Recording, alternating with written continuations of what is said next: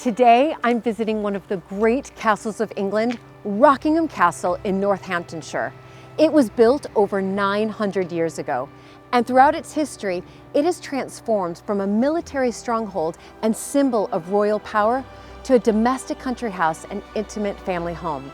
Join me as I explore Montague family connections, literary and artistic inspirations, plus I'll be lending a helping hand with some of the daily tasks which are all too familiar to me living at Mapperton.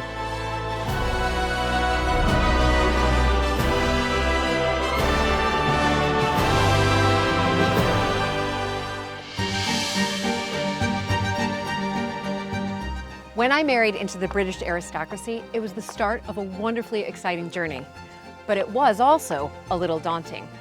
I became a Viscountess, and for an American girl from a small town outside Chicago, that was quite a shock. I live with my husband Luke, heir to the Earl of Sandwich, and our family at Mapperton House in Dorset. Mapperton has opened up an extraordinary new world for me, and I can't wait to share it with you all.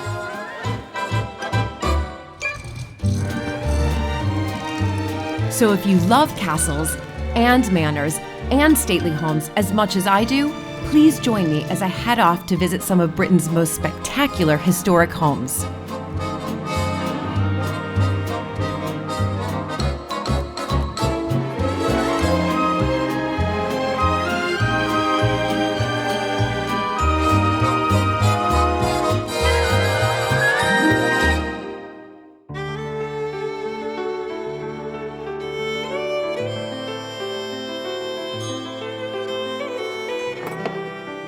Hi, Julie. Very lovely to see you. Nice to see you. Come in, come in. Thank you so much. It's cold Thank out you. today. No, it's definitely that January post-Christmas day. But I'm feeling the warmth in here, that's for sure. Well, come into the fire. So, Julie, here we are in the Great Hall. This is part of the original Norman Castle. It was the hall that was built by when William the Conqueror. William the Conqueror. Yes, ordered it in 1067. We know that. We also know that it was in the Doomsday Book at 26 shillings value in 1086. Unbelievable. So really, I'm standing on 1,000 years of history. Absolutely. And you know, the Great Hall is, for me, is just a fascinating concept because it's really where everything happened. Is that right? Everything. Well, you've got to have a little bit of imagination because what you're in today is a Tudor construct. Okay. Which is 400 years, 500 years later. Right. The original Norman Hall would have been a big barn, going straight up to the ceiling, a couple of open fires, reeds and rubbish on the floor. The king would have been living at the far end, and everyone else and dogs, and don't ask me where they went to the loo, because the smell and the feel, you've got to be sort of, it's very difficult today, it would have been quite sort of earthy. Right. It would have been twice the size. For 500 years, from the Norman Conquest to the Tudor period, Rockingham was a royal castle. During this time, successive kings and queens of England visited, with some adapting the castle to their own needs and tastes. Edward I did the first makeover. This is 1260s, and he put in central heating. No, he put in the fireplace. He put in the fireplace. And he put in the windows. Okay. And he built, up there would have been the minstrel's gallery. Right. And above it, he built a chamber for his queen, who didn't like slumming it with the troops. Right, incredible. So you've got a lot of sort of medieval. The difficulty is you have to imagine it here, because so much has been replaced by what other generations have done. Right. And so my family came here in sort of 1540 and finished doing the reconstruction, because the date is 1579 on the beam. So your family arrived here Tudor period? Tudor period. Tudor period. So your family's been here since, well, what, 450 years? So incredible. Should we go through to the library and have a coffee? Yeah, I would love that.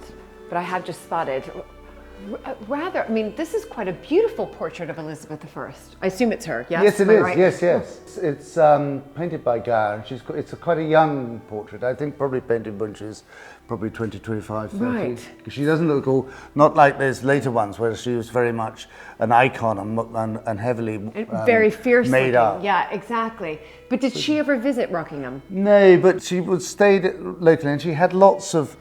One of the extraordinary things about this part of the world, it was very, very rich, particularly Tudor houses and wealth, because a lot of her closest advisors lived close by. So there's William Cecil, who was at Burley, which is only 15 miles away. You have Apthorpe, which was another palace. Fotheringhay, which is where Mary Queen of Scots was executed. That's 15 miles away, but there's nothing there. It's just a mound, very fine church. Right. You have Kirby Hall, which is literally 4 miles away, which is semi-ruined, but was Christopher Hatton's house. It was Oh my goodness!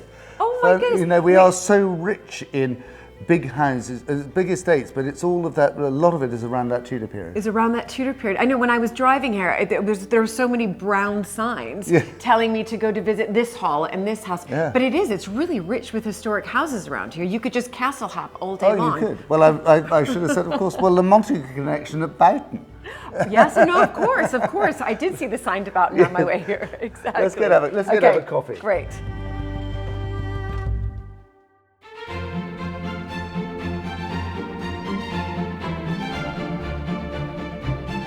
So, Julie, actually, this is part of the joy of Rockingham, is that it's been mucked about with over the years as each generation has adapted it to its own use. You've just walked out of the medieval hall. Yes. You're now into a Victorian, rather heavy, but Victorian staircase to take access to the first floor. A corridor that was added on to the Tudor wing so that you didn't have to go from room to room, that you had a bit of privacy. And then you go back into the Tudor house. So I'm going from medieval, Victorian, which is 1850. Right. To back to 1560. To Tudor here. Yeah. Incredible. And then you're into a room which was 2 rooms, being turned into 1 room by the Victorians as a library. Right. And then redecorated in Georgian style, so 1760, by the Edwardians, which is, you know, so it's all a bit bogus, really. So the Edwardians came in here, redecorated it, but Georgian style. Georgian style. Well, it was very interesting. There was a sort of reaction, as you get with every generation, that sometimes you like what went prior, sometimes you don't. When I came here as a child, anything that was Victorian was despised. It was disgusting. It was grotesque. It was over the top. Nowadays, actually, it's much more fashionable. Yes, People quite like it is. It is Victorian stuff. It is. Come and sit down and brilliant. have a seat warm by the fire. Fantastic. And I was just, as walking in, I was looking at all your wonderful photographs of your family. So, because how long have you been here? We moved here in '99. My father, having inherited in 1967, and as a young, I came here when I was 10 in 1971. Okay. So that's when we moved in, when Michael, my great uncle, handed over and moved down to your neck of the woods, down to Dorset. Yes. So this is what I'm obviously fascinated about as well coming here, is the Montague connection here. Yes. So it's your Michael Cum Seymour, who lived here at Rockingham Castle, married Alberta Sturgis's, who became the 9th Countess of Sandwich, an American like me, her daughter Faith. So Michael married Faith. Absolutely. They moved here in 1948. Michael had inherited the castle through the female line. We're not very good at male heirs in this family. And you also, so the female is a very important person. Brilliant. So I think it's been through the female line in my family about 4 times. Fantastic. And Michael inherited from his great-uncle, who was the last Watson. And he was 16 when he inherited, because his father, father died within 3 months of the old vicar dying. And they had double death duties, and it was a great thing. You must know. Of course, I know. If you think after the First World War, so many estates were broken up. The young heirs had been killed on the Western Front. Yes. And everything was done. And Michael was determined to keep the house together. And he went off to the Navy, following the family tradition. And age 16. He was at Dartmouth at the time, but age 16, and suddenly inherited this great shock, and they let it. This is the love to an American, to pay the death duties. You're kidding me. Yep. So from 1925 through to 1932 or 33, an American family called the Emanuels, and they let it out. And he came and lived here with his family. That was quite clever of Michael. Very clever. For 7 years. For the American to come here, something had to be put in. One of them was baths. Yeah, I was about to say. Many more baths. And the other thing was central heating.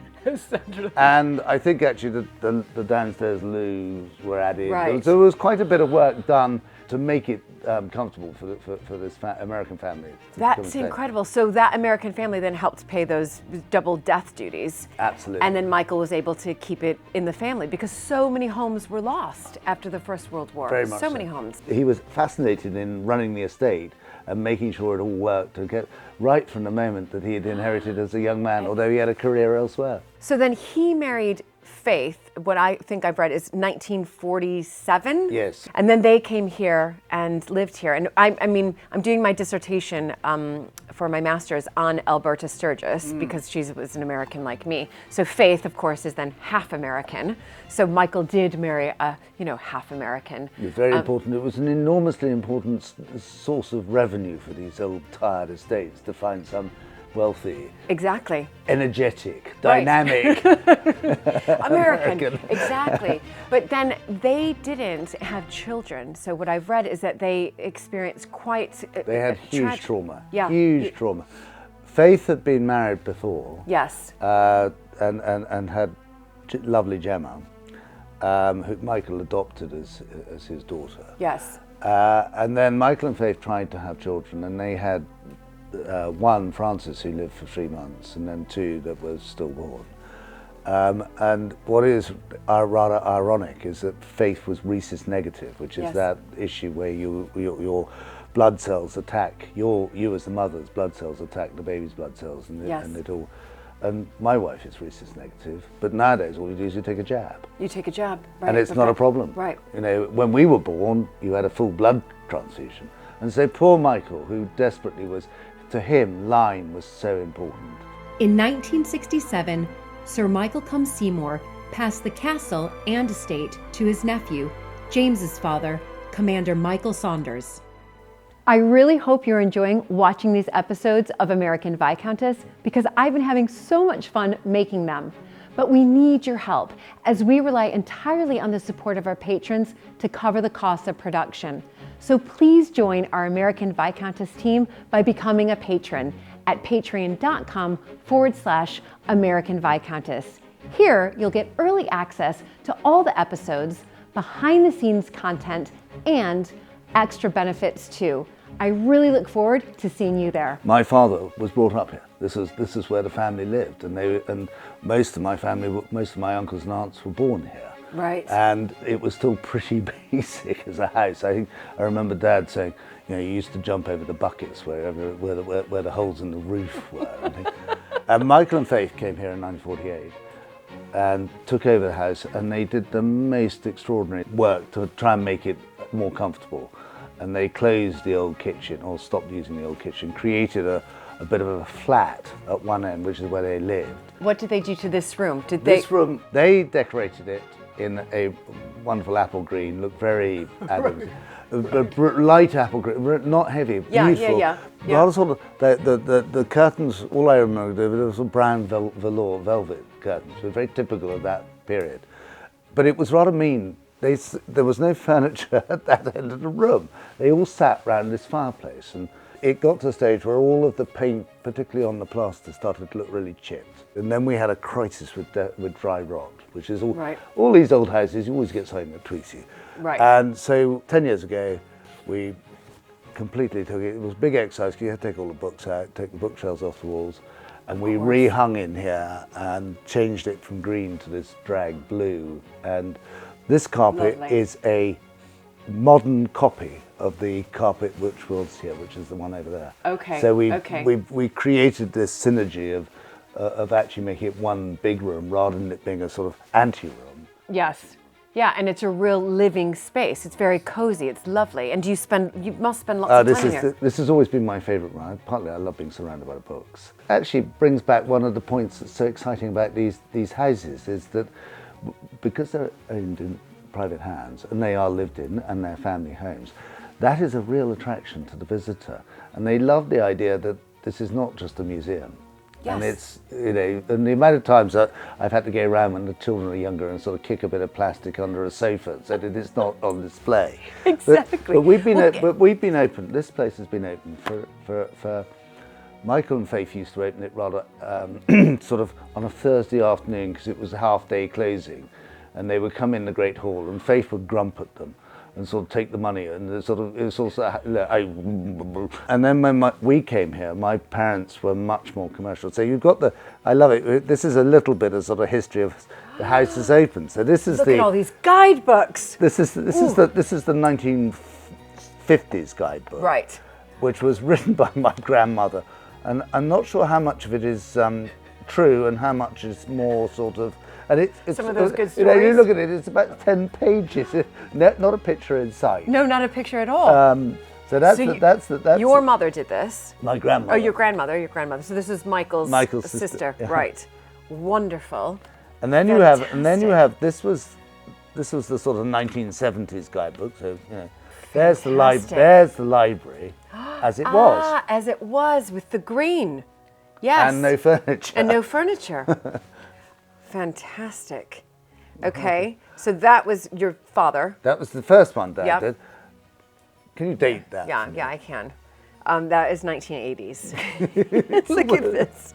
Sort of like It's cartoon brilliant. sketchbook. Really. It is. Oh my goodness. Look at this. And then what about that one? This is one, well, we've actually just redone it, but this was the one that was done when we first came here. So there's some bloke with hair in the front. And red trousers. Oh, God. You know, And look at your young family there. Yeah. But I've just turned to the Watsons of Rockingham page. And of course, I've spotted here Lady Faith Montague, who married, obviously, Michael Cum Seymour, daughter of the 9th Earl of Sandwich. So we've made it into your guidebook. You've certainly made it into So your pleased. guidebook. So pleased. Well, there we are. But I would also point out that it's not the only time that the word Montague appears. If you go right to the top of the left-hand page, Edward Watson. Edward Watson married Dorothy, daughter of Sir Edward Montague of Boughton. Who I think is the father of the Montague family. Yes, he certainly is. We have one of his portraits hanging at Mapperton, and it's my mother-in-law always tries to hide his hands because she says that they look like fish, so she hides them with a plant. But that's him. He's really the founding father of our family. We have another one as well. I think he handed them out a bit like sort of confetti. But we've also got a picture of Dorothy, which I'd love to show you. Oh, so I'd love to see that. Yeah, should we go and have a wander down? Absolutely. Follow me. Lovely that we're in your guidebook. Are we in the new one too? Yes, you are, definitely. Okay, good. Before showing me the painting of Dorothy Montague, James stops off in the panel room, a room at the heart of the evolution of Rockingham. You're back in to the old Norman Hall. Right. And this is the other half of the Great Hall with the Great West Window. It's where the King's platform would have been. Actually, the window is Tudor, so we have to be a little bit careful. I don't think that would have been there originally. Right. This is decorated in about 1670. So when I talk about Rockingham having a little bit of colour from each century, this is the Carolian Charles II room. Yes. And it was the Lewis Watson, who is his father, had a disastrous civil war and he lost both his castle and his silver. His wife was a parliamentarian. This room is a room of reconciliation. You've got all the family coats of arms. Yes. It's dedicated to the mother. And this panelling, interesting enough, is pine because oak was in short supply due to the fire of London. And the Victorians stained it to look like oak. To look like oak. How fascinating. I mean, it's just incredible what they did. So what do you use this room for today? Well, it was the Victorian dining room. And then Michael Cum Seymour used this to hang his 20th century pictures. It was a sort of winter sitting room. My father remembers coming in here to play parlour games. But this is the when we have the house full, this is the bit of the party room. Right. This is, you've got the backgammon table here, and it's the only sprung floor, so this is where the dancing happens. It's the only sprung. And you sit there slightly terrified that things are going on and something might get broken. But I wanted to show you this. This is the most lovely portrait of Michael. Captured him by Maggie Hamlin. And he was a great, great personal friend of Maggie's. He really encouraged her to get going. And they knew each other intimately. And you can just see that she's really captured his spirit and his character. And can I tell you that I recognize this because we have the study of this hanging at Mapperton. We must have received that study from Michael. But it is, I mean, now for me, I've only seen the study, obviously, walking by it, and now to see the actual portrait painting is incredible. I mean, she is just outstanding. I mean, now we need to go and see our joint relative. Exactly. Yeah, so we are cousins, is that right? We are. And here, I happen to know, having been to Boughton, this is Sir Edward Montagu in his finery as Chief Justice of the Pleas. And he, there is a picture of him at Boughton, and he doesn't look like that. He looks fearsome. No, we at Mapperton. Have you got the We have fearsome? the same exact. We share that same portrait. Really Fearsome, scary. and with the ruffled collar and the hands. These are not too bad. No, they're not too bad. They don't look like fish. So there he is. Well, But he's much younger in this one, and he seems a little bit happier here. Yes. But look at him being very grand and putting his Montagu crest up there. I know. And you know. But I think that's the equivalent of the signed photographs, isn't it? But it was sort of handed out to all of the acolytes. Yeah, no, of course. I mean, it does say on off the executors to king. Yeah. Yeah, there we are, 1556. So he was, he was the executor of Henry VIII. Of Henry VIII. Yeah, which is why, I'm sure, it's why we have Rockingham, because he would have, as a royal castle, it was his. He would have facilitated the lease. He would have facilitated the lease. Because this is Dorothy, the daughter. Ooh, she looks quite fierce. So that's his daughter. Yes. Right. So that means that she would be the aunt of Edward Montagu, the first Earl of Sandwich. Absolutely. There we go. We really are related, You are. James. You know, there's the connection. She's quite a sort of terrifying lady. But I rather like this portrait. I think the detail, I think it probably is very accurate, and that's what she looked like. Yeah. You know, there's none of that sort of lily making you look terribly beautiful and rather sort of standardized face. That is what she looked like, and I love the detail of the bodice. And do you know what's extraordinary though? You know, I came here thinking, oh yes, there's this Montagu connection with faith, and this is brilliant. But I had no idea at all of this other female connection. Right here. Shall we go and see? There are a few more relatives, as I refer to them, the portraits in the gallery. Absolutely. Let's go upstairs. Now you've gone out of the medieval hall, back into the Victorian additions, rather lighter staircase, which gave access to the gallery. To the gallery. And the gallery was originally an exercise room.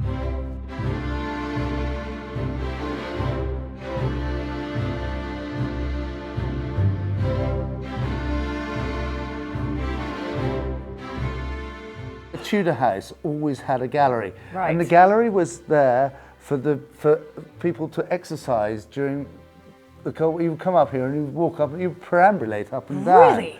And it was originally a third as long, and then after the Civil War, when they rebuilt the castle after the Civil War, it was only built to 2/3 length, and then it would have been used by the Georgians to hang, which is all these big portraits. Yes. The sort of portraits. Yet another. So it became a gallery. A gallery, as you and I would know. Yes. And then the Victorians turned it into a sitting room. In a sense, it encapsulates the sort of the story I keep on talking about Rocky. Everything changes, and different people use it in different ways.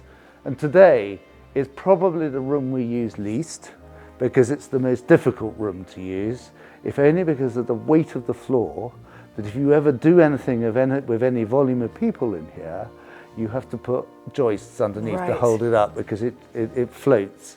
Then if we look back out the window, we've looked at how the house is used and how it's a domestic. I'm not going to say home because that's probably rather grand, but actually, you look back and then you've got the old medieval castle. Yes. And we need to go and have a look at that. We Yeah. need to go and see that actually there was the defensive side, and we've still got some of that wasn't knocked down after the Civil War. Right. Well, I can already see, even just from peering up here, that you can just see the lay of the land. Oh, here. you can see why they changed Yeah, it. absolutely. Your commanding position in this with two natural valleys. It's quite obvious why they changed it. Unbelievable. Shall we wander back a little bit more exercise, possibly? Yeah. You stand here. What is it? It really is. It's carpet bowls, actually. Exactly. There we go. Perfect. Next time, I'll continue to decode the past here at Rockingham as James shows me the architectural changes the castle has undergone.